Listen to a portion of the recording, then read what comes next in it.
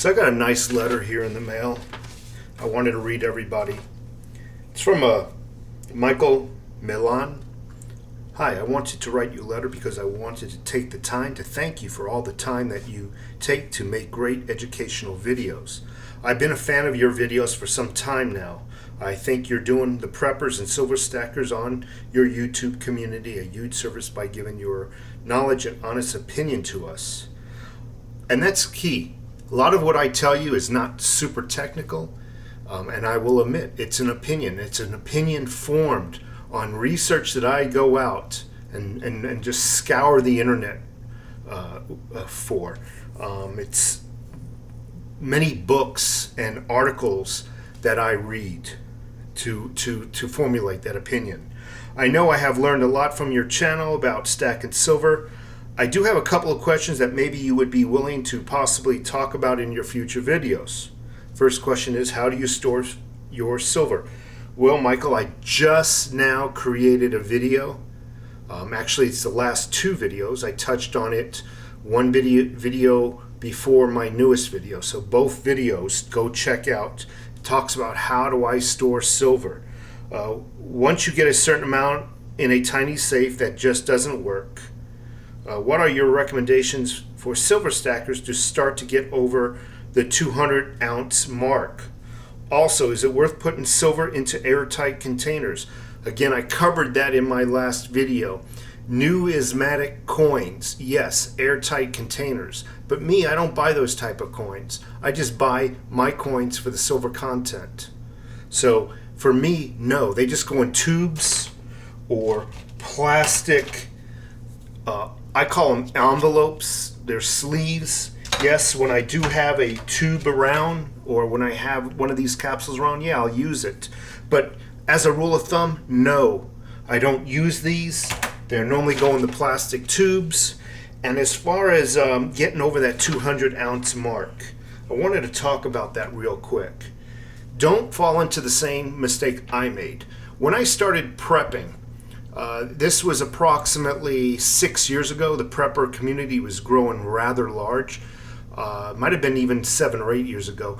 There was an urgency in all those videos that tomorrow the world was coming to an end. You got to get all your food tomorrow. You got to get all your silver tomorrow, or you're doomed.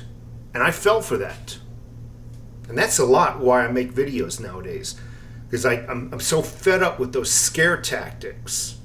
So my recommendation for getting over the 200 ounce mark is, first, always pay your financial responsibilities, your car payments, your rent, your electric. You pay all your bills first. Whatever's left over, go and buy some silver. Hold off going out to dinner. Hold off going to Starbucks or your favorite coffee shop.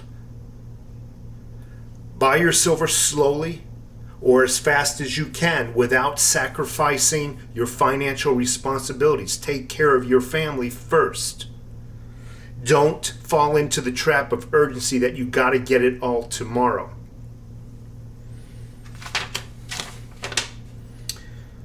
What are some ways you store food for prep? Well, I covered that in some of my videos also, but every time I go grocery shopping, or my wife goes grocery shopping, we buy more than what we need. Not a whole lot more, but each time we buy 2 or 3 cans worth of food, it adds up over time. I do one thing that really helped my prepping. I no longer go to the grocery store. I think they're the biggest ripoff. I don't go to Fry's, Publix, Safeways no more unless I absolutely need to.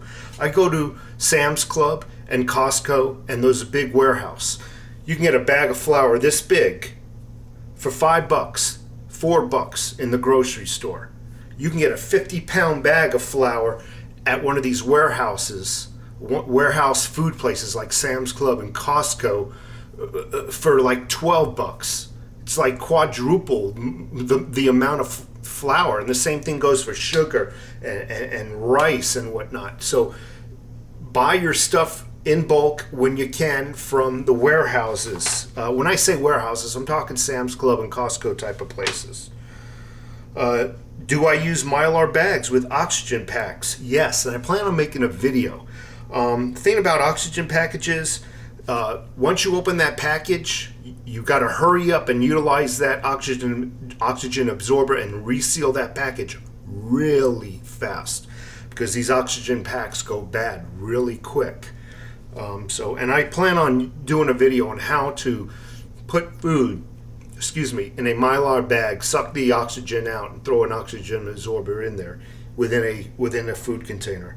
I don't know if you ever tried this, but I tend to go to local bakeries and I have them order extra massive bags of flour, rice, and sugar. Well, that just covers what I just said.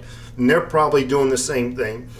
They're buying it from a wholesale or a Sam's Club type of place. Here it says they get huge discounts, and I can usually get a 50-pound bag for $15. This is actually the first time I'm reading this letter, and it's funny. I just said that. 50-pound bag for $15 to $20 a piece, which saves huge money compared to large wholesale stores. Well, I think wholesale stores is my go-to. It's about the same price.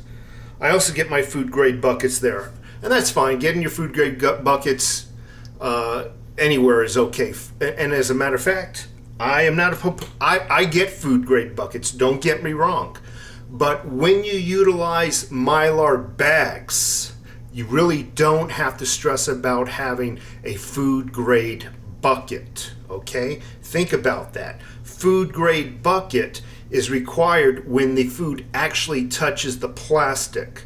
But because we're storing our food for long-term storage in Mylar bags, the bucket, whether it's food grade or not, never touches the food. So don't stress out if you can't get food grade buckets.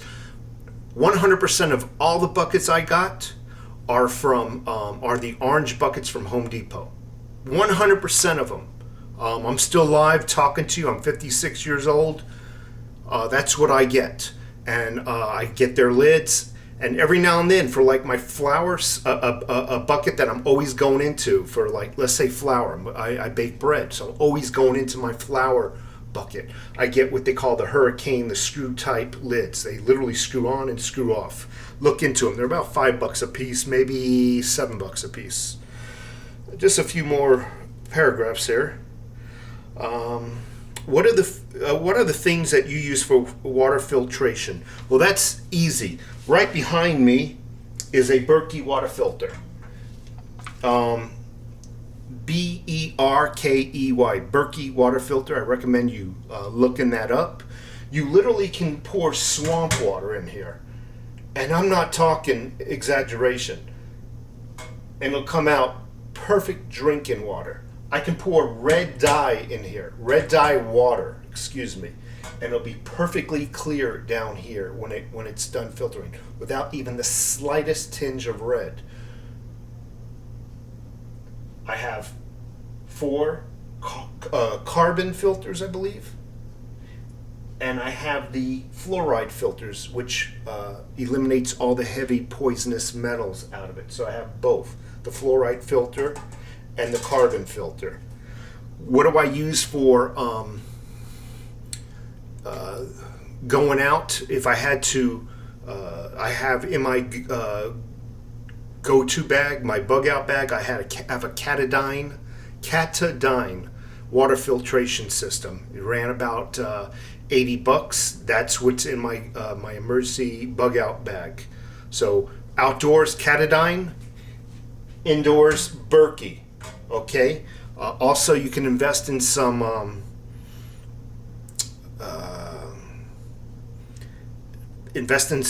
throwaway, like cheesecloth or socks. In the event that you have to pour dirty water in here, you want to catch it, even with a sock. You want to catch all the particles of it through some type of cloth or something, instead of the filters being clogged up. But anyway, that's another video. So for water purification, Berkey, Catadine for outdoors. Okay, I'm sorry. If there is an economic collapse, how do you think the days after and weeks after would look like? How about months later? How do you think bartering will work? How can you make silver work best for you? Same with junk silver. 99% of the people wouldn't even know what these old coins know that these old coins have huge value, how would you then try to convince these people of what true value is? So what I think he's asking in this question is, after the economic collapses, we're going to have a lot of people who don't know what silver is. But I beg to differ. A lot of people speculate that the economic collapse is going to happen like a flip of a switch. Like today, they're going to wake up, they're going to go to sleep, everything's fine. Tomorrow, they're going to wake up, and it's the end of the world. It's not going to happen like that, folks. It's going to be a slow boil, slowly over time. And over time is when people are slowly starting to wake up to what gold and silver is. And by the time that collapse happens, many people will have heard about gold and silver. Whether they believe it's storage of wealth now is irrelevant, because after the collapse, those naysayers who are talking negative about gold and silver now will remember videos like this after the collapse. I find that you will have a more easier time bartering with them than you think, because again, the economic collapse or the shit hit the fan is not going to be like turning on a light switch. It's going to be slow. It's going to be incremental. Bartering with any type of silver, I think during the actual collapse will pretty much be impossible. People will be panicking. They'll be scouring for food and whatnot. And I think during the incident, during that collapse, it'll pretty much be worthless. But what I've been saying to people is the situation would only last about maybe a week, maybe 2 weeks. Things will start to level off, the new normal, and people will slowly get adjusted to the new normal. And it's during when people are picking up the pieces and trying to get accustomed to the new way of life that then, after the situation calms down, then bartering will be an asset, but not during the impact, not during the actual emergency, not during the actual situation. I'm sorry, not during the actual situation, not during that impact. After, when things are calmed down, people will then look to means of trading. They will. They're not going to give their stuff away when they have extra. They're going to want stuff in return. And that's when bartering comes in play. Money has been around since biblical days, so you never have to worry about money disappearing. People will invent another form of money. That form of money has already been invented. It's called gold and silver. It's been around since the very Old Testament of the Bible. People will resort to that. Anyway, folks, I hope I cleared up some some of these questions. Michael Milan, stack some silver. Don't be afraid to stack silver. Don't be afraid to stack junk silver. Quarters, dimes, you name it. And if you can afford to, stack some gold too. Again, these will prevail after an emergency, after an economic collapse, after whatever you consider shit hit the fan. It might not be worth anything during that impact, during that explosion, but after things start calming down is when the gold and silver will prevail as a means of bartering. Anyway, folks, have a great day. Take care of yourselves, and thank you for watching.